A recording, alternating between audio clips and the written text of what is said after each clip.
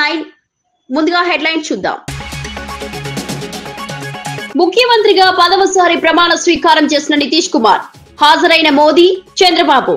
పాట్నాలో జరిగిన ప్రమాణ స్వీకార కార్యక్రమం. నితీష్ తో పాటు 27 మంది మంత్రులుగా ప్రమాణ స్వీకారం. కేటీఆర్ పై కక్షతో విచారణ చేస్తున్నారని బాల్క సుమన్ తీవ్ర ఆరోపణ. రేవంత్ ప్రతీకార రాజకీయాలకు తెరలేపారన్న సుమన్ విమర్శ. కేటీఆర్ ను టార్గెట్ చేసే యత్నం రాజకీయ దుర్వినియోగమని వెల్లడి. కేసులు పెట్టి బెదిరిస్తున్న కాంగ్రెస్ ప్రభుత్వంపై సుమన్ ఫైర్.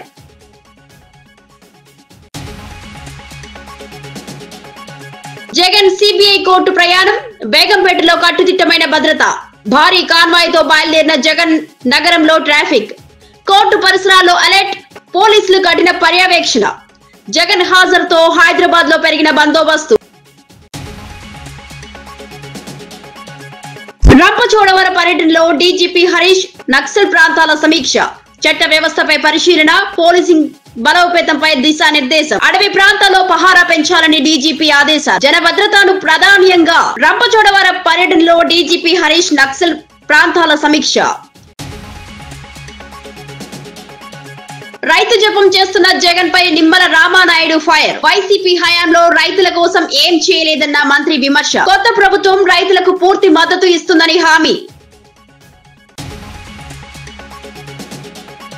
మణికొండలో ఐటీ పరిశ్రమల శాఖ మంత్రి శ్రీధర్ బాబు పలు కీలక అభివృద్ధి కార్యక్రమాలకు శంకుస్థాపన చేసి ప్రారంభోత్సవాలు నిర్వహించారు.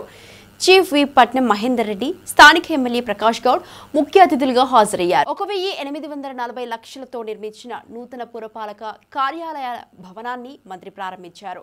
ప్రజలకు మెరుగైన మున్సిపల్ సేవలు అందించేందుకు ఈ భవనం ఉపయోగపడనుందని తెలిపారు. యువత కోసం 3.05 కోట్ల రూపాయలతో అత్యాధునిక క్రికెట్ స్టేడియం గ్రౌండ్ను కూడా ప్రారంభించారు. అనంతరం పందెం వాగుపై 99.50 కోట్ల రూపాయలతో నిర్మించనున్న స్టోమ్ వాటర్ డ్రైన్ కు శంకుస్థాపన చేశారు. ఈ ప్రాజెక్టు పూర్తయితే వరద ముప్పు నుంచి మణికొండ పరిధిలోని లోతట్టు ప్రాంతాలు శాశ్వత రక్షణ పొందుతాయని అధికారులు వివరించారు.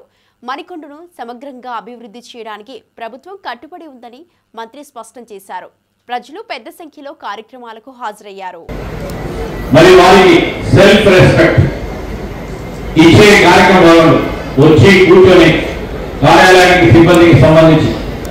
మేము మా కార్యాలయానికి వచ్చాము అనే ఒక నమ్మకం, ఒక విశ్వాసం, ఒక ఆత్మవిశ్వాసం కలిగించే ఒక స్థలాన్ని ఏర్పాటు చేసిన తరుణంలో వారికి హృదయపూర్వకంగా మా ప్రకాష్ గౌడ్ గారికి ప్రత్యేకంగా అభినందనలు తెలియజేస్తా ఉన్నాం. ఈరోజు కొన్ని అసోసియేషన్కి సంబంధించిన మిత్రులు వచ్చారు. మాకు ఇక్కడ ఉన్న చుట్టూ పరిసరాల ప్రాంతాలకు సంబంధించిన అసోసియేషన్కి సంబంధించి మాకు ప్రధానమైన కమ్యూనిటీ హాల్ నిర్మాణం చేయాలని కోరేది. నేను ప్రకాష్ గౌడ్ గారితో కూడా చర్చిస్తాం. నిధులు ఏ విధంగా కేటాయింపు చేయాలి, ఎక్కడ స్థలం ఉందని ఆలోచన చేసి పరిశీలన చేసి ఒక కార్యాచరణ తీసుకొని దానికి కూడా నిధులు ఇచ్చే కార్యక్రమం చేస్తామని కూడా నేను మీ అందరికీ మనవి చేస్తా ఉన్నా. ఈరోజు ఈ పరిసరాల ప్రాంతంలో అనేక ప్రైవేట్ జూనియర్ కాలేజీలు ఉంటాయి, పెద్ద పెద్ద స్కూళ్ళు ఉన్నాయి. మణికొండ అంటేనే పెద్ద పెద్ద స్కూళ్ళు ఉన్నాయి, చాలా పెద్ద ఫీజులు ఉంటాయి, దాంట్లో అందరూ చదువుకోలేదని అంటున్నారు.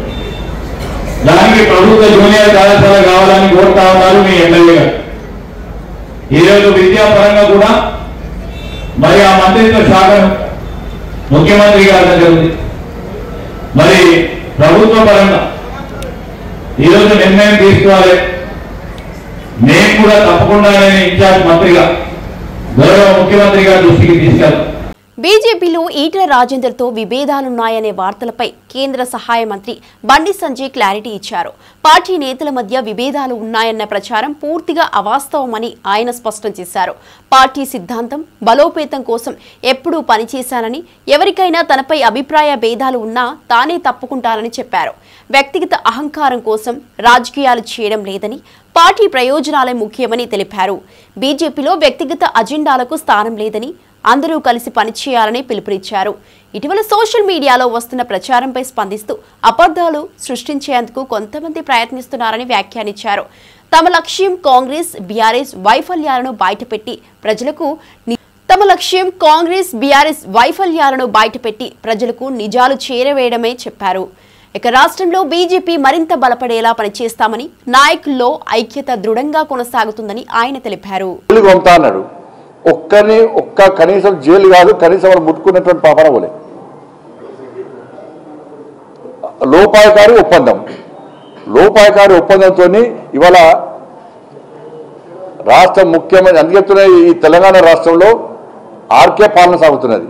ఆర్కే రేవంత్ రెడ్డి కేటీఆర్ పాలన కొనసాగుతున్నది. అది తప్పించుకోవడానికి మా మీద పెడతారు. అంతా కూడా ఇలా కానీ గింత అవినీతి జరిగిందని చెప్పి ఎన్నికల ముందు ఆరోపణ చేసిన రాష్ట్ర ముఖ్యమంత్రి ఏ ఒక్కదాని చర్య తీసుకోకుండా ఏమంటే గవర్నర్ ఫైల్ పంపడము, గవర్నర్ పెండింగ్ ఉంది, సిబిఐ ఢిల్లీలో పెండింగ్ ఉంది. నీ చేతిలో ఫస్ట్ ఏరాదు.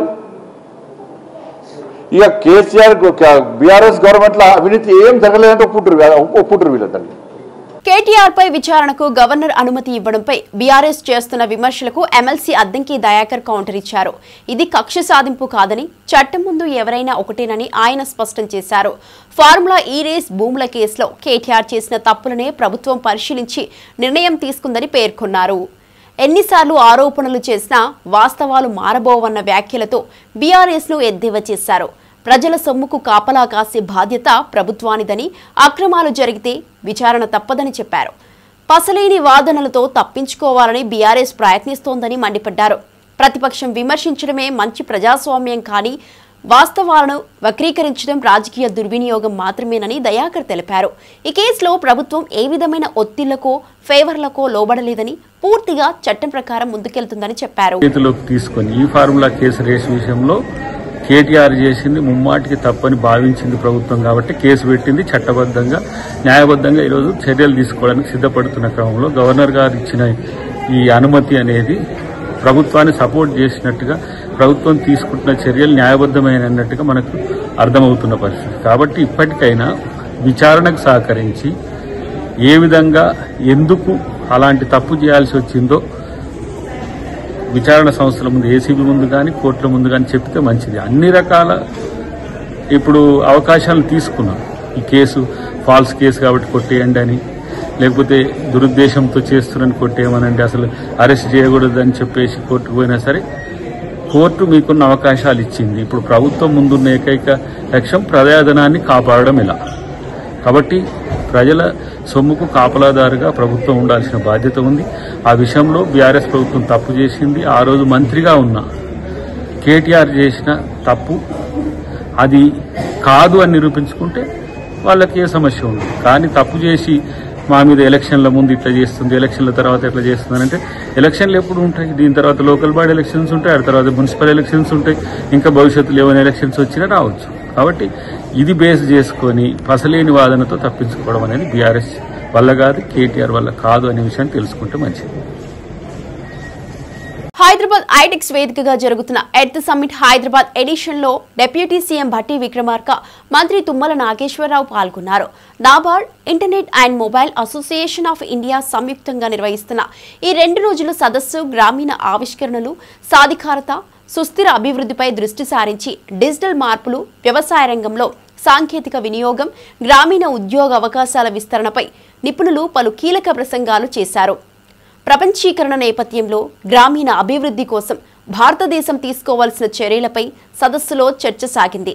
భట్టి మాట్లాడుతూ గ్రామీణ ప్రాంతాల్లో జీవన ప్రమాణాలను పెంచేందుకు ప్రభుత్వం కట్టుబడి ఉందన్నారు. తుమ్మల మాట్లాడుతూ నూతన ఆవిష్కరణలు, డిజిటల్ సాధనాలు వచ్చే తరాలకు కీలకమని చెప్పారు. ఈ కార్యక్రమంలో పరిశ్రమలు, స్టార్టప్లు, అకాడమిక్ సంస్థల ప్రతినిధులు పెద్ద ఎత్తున పాల్గొన్నారు.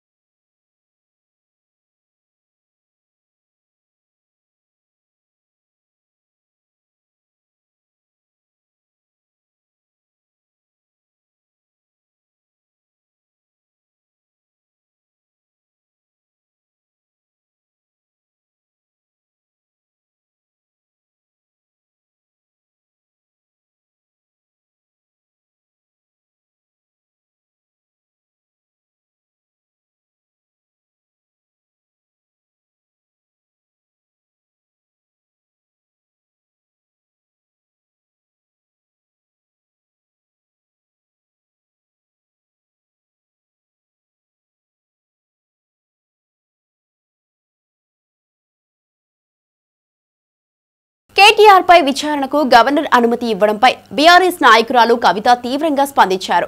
ప్రతిపక్ష నేతలపై కేసులు పెట్టడమే బీజేపీ కాంగ్రెస్ల ముఖ్య రాజకీయ వ్యూహమైందని ఆమె ఆరోపించారు. తెలంగాణలో జరుగుతున్న అక్రమ కేసులే దేశంలో కక్షపూరిత రాజకీయాలకు నిదర్శనమని కామెంట్ చేశారు. ఎవరి మీదైనా కేసు పెట్టడం ఇప్పుడు అధికార పార్టీల రాజకీయ సాధనంగా మారిందని విమర్శించారు. బీజేపీ కాంగ్రెస్ కలిసి ప్రతిపక్ష స్వరాలను అణిచివేయడానికి ప్రయత్నిస్తున్నాయని అన్నారు. ప్రజలు అన్నీ గమనిస్తున్నారని, చివరకు ప్రజాస్వామ్యం గెలుస్తుందని కవిత అన్నారు. దీనిని తాము భయపడబోమని, బీఆర్ఎస్ ప్రజల కోసం పోరాటం కొనసాగిస్తుందని స్పష్టం చేశారు. రాజకీయాల్లో వ్యక్తిగత ప్రతీకారాలు ప్రోత్సహించడం ప్రజలు సహించరని హెచ్చరించారు. కేటీఆర్ పై చేసే విచారణ రాజకీయ ప్రయోజనాల కోసమేనని ఆమె అభిప్రాయపడ్డారు. అదేవిధంగా ఏదైతే పెన్షన్లు ఇస్తామన్నారో, అదేవిధంగా ఏదైతే ఇండ్లు ఇస్తామన్నారో, ఏదైతే వాగ్దానాలు 6 గ్యారెంటీలను చేసిండ్రో, అది కరెంటు కావచ్చు, గ్యాస్ కావచ్చు, మహిళలకు ఇస్తామన్న 2500 కావచ్చు, యువకులకు ఇస్తామన్న నిరుద్యోగ భృతి కావచ్చు, వీటి మీద కూడా కనీసం మాట్లాడనటువంటి పరిస్థితి ఉంది. సరే, అవి మీరు చేయలేరు, మిమ్మల్ని ఎవరు నమ్ముతలేడు, ఒక్కొక్క రూపాయి అప్పిస్తలేరు అని చెప్తున్నారు కాబట్టి అది వేరే విషయం. కానీ మరి ఇక్కడ రోడ్లు ఎందుకు బాగలేవు? నిన్న మొన్నటి దాకా మంచిగా వచ్చిన మంచినీళ్ళు ఇవాళ ఎందుకు మంచిగా వస్తలేవు? కనీసం మంచినీళ్ళు ఎందుకు ఇవ్వలేకపోతా ఉన్నాం? మున్సిపల్ అధికారులు ఇక్కడ స్థానికులు కంప్లైంట్ చేస్తే ఎందుకు మాట్లాడతలేరు? రేషన్ కార్డులు ఇవ్వలేదు కేసీఆర్ గారు అని చెప్పి మీరు అధికారంలోకి వచ్చిరు, మరి మీరెందుకు ఇస్తలేరు రేషన్ కార్డులు? మీరెందుకు ఓపెన్ చేస్తలేరు పోర్టర్లు? సో మభ్య పెట్టడం ప్రజలను మానేసి ప్రజలకు దయచేసి పనిచేసి పెట్టాలని నేను కోరుతా ఉన్నా. షేర్లింగంపల్లి నియోజకవర్గం అంటే పేరు పెద్ద, పైన పటారం లోన లొటారం అన్నట్టుంది. ఒక పక్క అంతా వెలుగులు జిలుగులు ఉన్నాయి, ఇంకొక పక్క మాత్రం చాలా దారుణమైన కండిషన్స్ ఉన్నాయి. ఇప్పుడు మేము చూసి వచ్చినటువంటి శ్మశాన వాటిక నుండి పాములు పోయి స్థానికుల ఇళ్లలోకి పోతున్నాయి. మరి ఎట్లా ఉండాలి ప్రజలు అన్నది కూడా కొంచెం మానవతా దృక్కోణంతో ఆలోచించి మున్సిపల్ అధికారులు తక్షణమే రావాలి. చెత్త తీయడానికి కూడా 100-200 రూపాయలు తీసుకుంటున్నారని చెప్తా ఉన్నారు.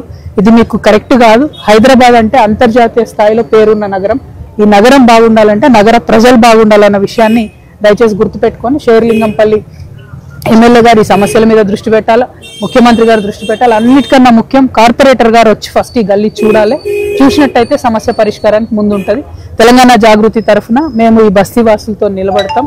వారికి ఉన్న సమస్యలు మేము వారి పక్షాన మున్సిపల్ ఆఫీసులకు ఒక్కసారి బదులు 10 సార్లు తిరుగుతాం. కానీ ఈ సమస్యలు పరిష్కరించేటటువంటి ప్రయత్నం మేమందరం కూడా చేస్తాం. Thank you. జై తెలంగాణ.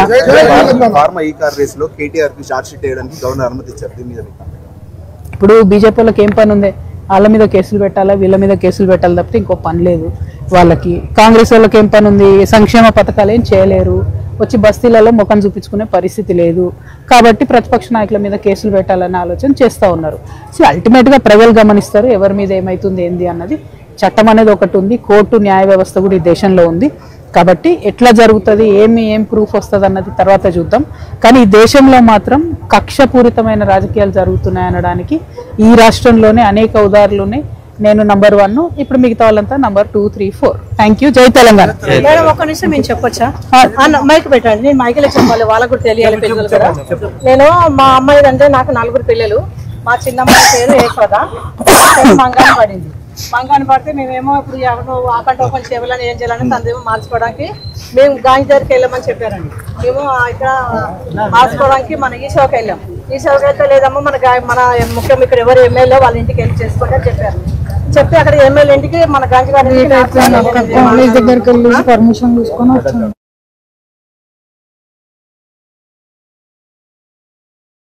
చేస్తా మీ పేరు మారుస్తామండి అని చెప్పారు సార్. నేను 4 సార్లు డేట్ కూడా చెప్పగలను. నేను మా అమ్మాయిని తీసుకొని 4 సార్లు మన గాంధీ గారి ఇంటికి వెళ్ళానండి. వెళ్తే బీహార్లో ఎన్డీఏ ప్రభుత్వం అధికారంలోకి వచ్చింది. జేడీయూ అధినేత నితీష్ కుమార్ 10వ ముఖ్యమంత్రిగా ప్రమాణ స్వీకారం చేశారు. పాట్నాలోని గాంధీ మైదానంలో జరిగిన ఈ కార్యక్రమంలో సామ్రాట్ చౌదరి, విజయ్ కుమార్ సిన్హా సహా పలువురు మంత్రులు కూడా ప్రమాణం చేశారు. ఈ వేడుకకు ప్రధానమంత్రి నరేంద్ర మోదీ, కేంద్ర మంత్రులు అమిత్ షా, రాజ్నాథ్ సింగ్, జేపీ నడ్డా హాజరయ్యారు. ఏపీ సీఎం చంద్రబాబు సహా ఎన్డీఏ పాలిత రాష్ట్రాల ముఖ్యమంత్రులు పాల్గొన్నారు. రాజకీయంగా కీలకమైన ఈ ప్రమాణ స్వీకారాన్ని వేలాది మంది ప్రత్యక్షంగా వీక్షించారు. బీహార్ ప్రజలకు అభివృద్ధి, స్థిర ప్రభుత్వం అందించడమే తమ లక్ష్యమని నితీష్ ఈ సందర్భంగా పేర్కొన్నారు. కేంద్రంతో కలిసి పనిచేసి రాష్ట్ర అభివృద్ధి కార్యక్రమాలను చేపట్టనున్నట్లు తెలిపారు.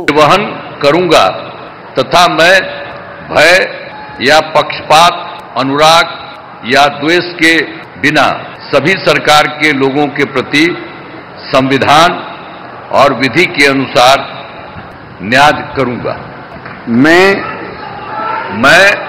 नीतीश कुमार सत्यनिष्ठा से प्रतिज्ञान करता हूं कि जो विषय बिहार राज्य के मुख्यमंत्री के रूप में मेरे विचार के लिए लाया जाएगा अथवा मुझे ज्ञात होगा, उसे किसी व्यक्ति या व्यक्तियों को तब से ये सिवाय जबकि ऐसे मुख्यमंत्री के रूप में अनेक कर्तव्यों के सम्यक और निर्वहन के लिए ऐसा करना अपेक्षित हो, मैं प्रत्यक्ष अथवा अप्रत्यक्ष रूप से संसूचित या प्रकट नहीं करूंगा। धन्यवाद। बधाई।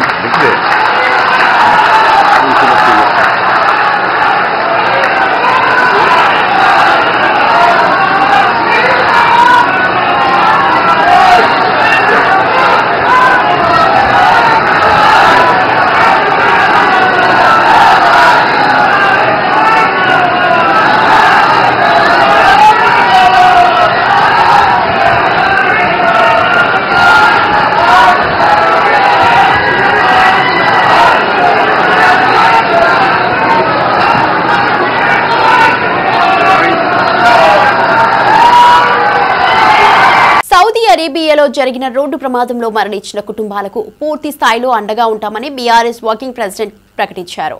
మృతుల కుటుంబ సభ్యులను ఆదుకోవడానికి పార్టీ తరపున ఒక ప్రత్యేక బృందాన్ని సౌదీకి పంపినట్లు తెలిపారు.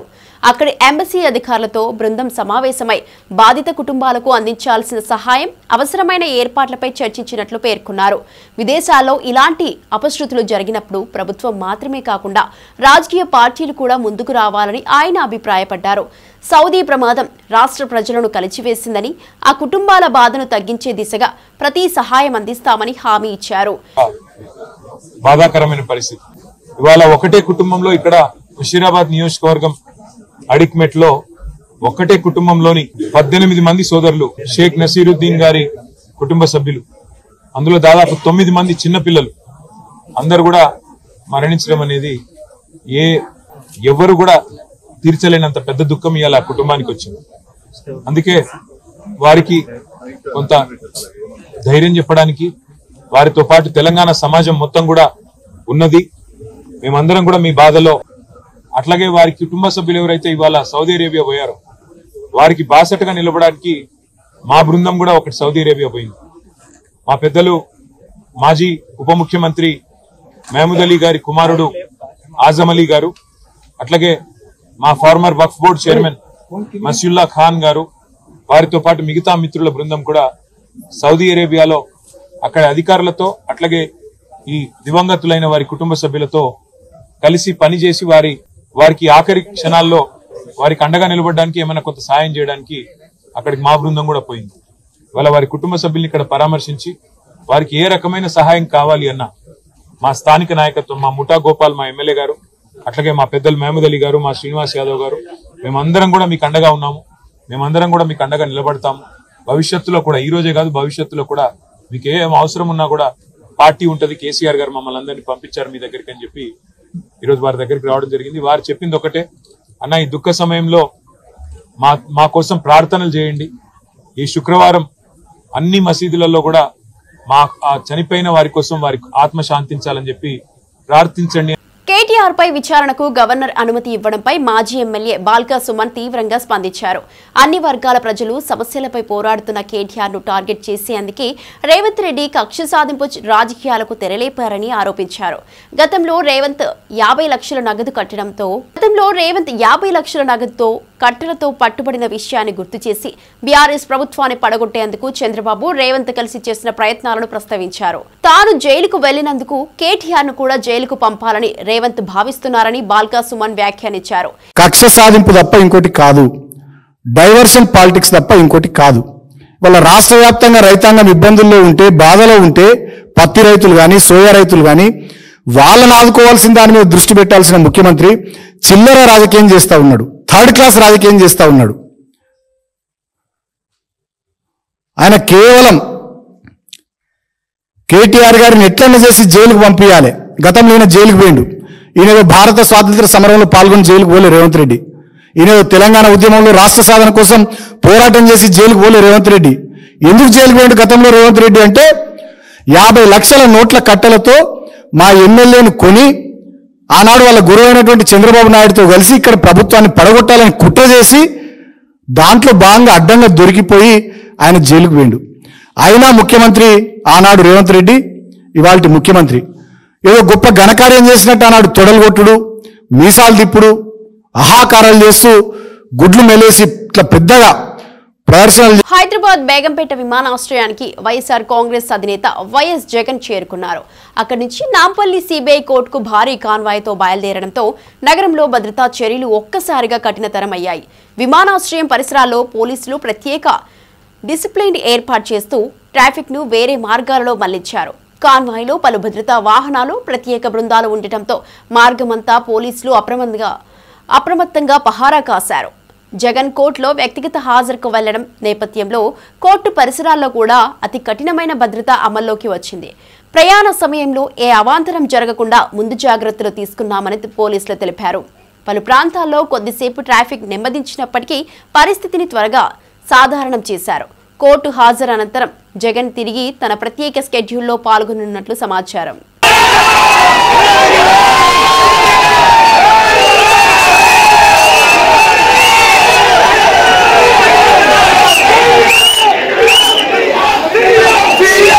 సూర్యాపేట జిల్లా చిల్కూరు గ్రామంలో దళిత యువకుడు రాజేష్ లాకప్లో మరణించిన సంఘటనపై బీఆర్ఎస్ నాయకుడు ఆర్ఎస్ ప్రవీణ్ కుమార్ తీవ్రంగా స్పందించారు.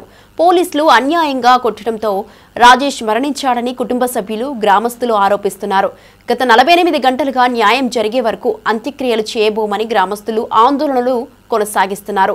ఇంత పెద్ద సంఘటన జరిగినా హోంమంత్రిగా రేవంత్ రెడ్డి ఎందుకు స్పందించడం లేదని ప్రవీణ్ ప్రశ్నించారు. దళితులపై జరిగే అణిచివేతలను ప్రభుత్వం నిర్లక్ష్యం చేస్తోందని విమర్శించారు. పోలీసుల దౌర్జన్యాన్ని అరికట్టేందుకు కఠిన చర్యలు తీసుకోవాలని డిమాండ్ చేశారు.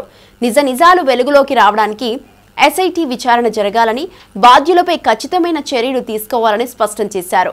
రాజేష్ కుటుంబానికి న్యాయం జరిగే వరకు పోరాటం కొనసాగిస్తామని బీఆర్ఎస్ నాయకులు తెలిపారు.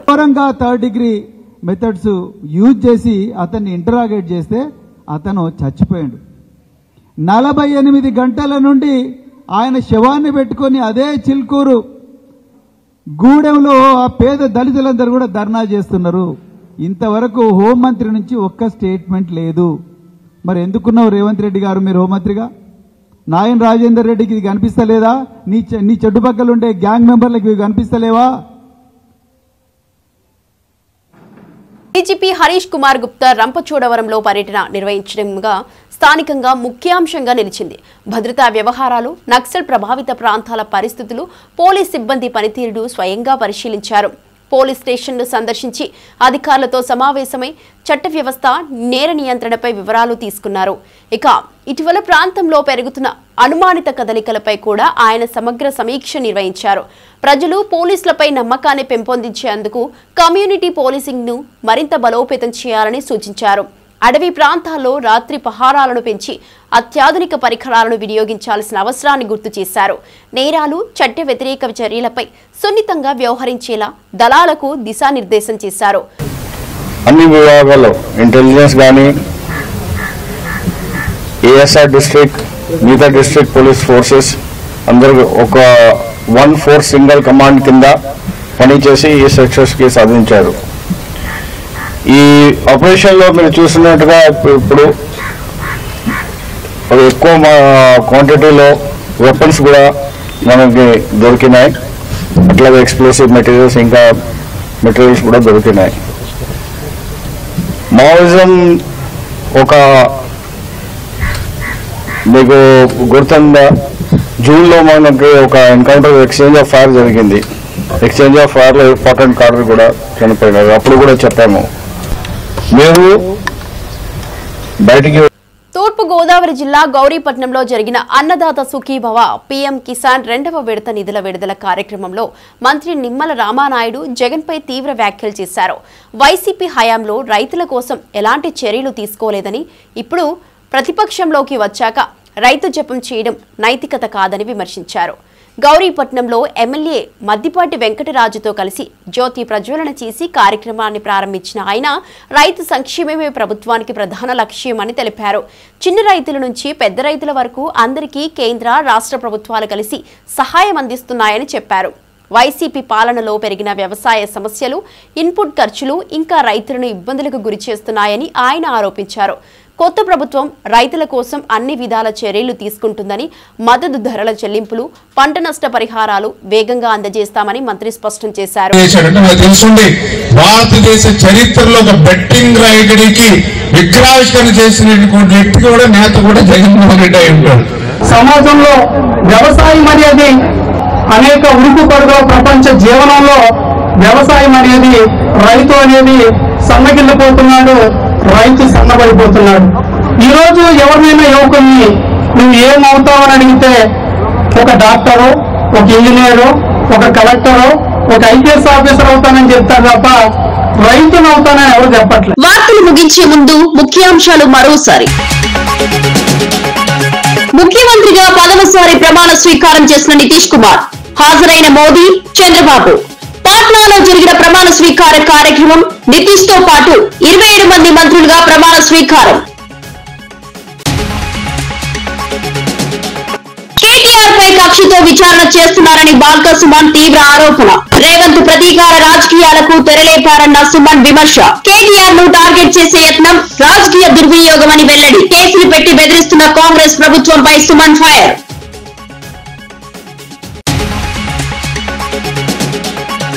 జగన్ సిబిఐ కోర్టు ప్రయాణం, బేగంపేటలో కట్టుదిట్టమైన భద్రత.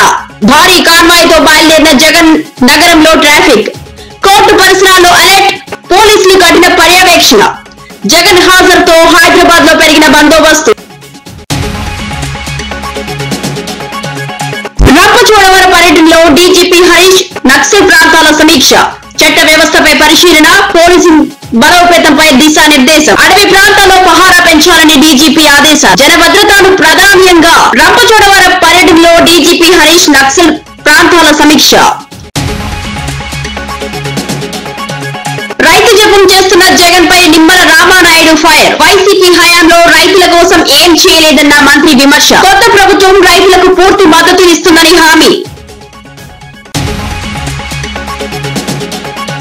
మరో బులెటిన్ లో మళ్ళీ కలుద్దాం. నమస్కారం.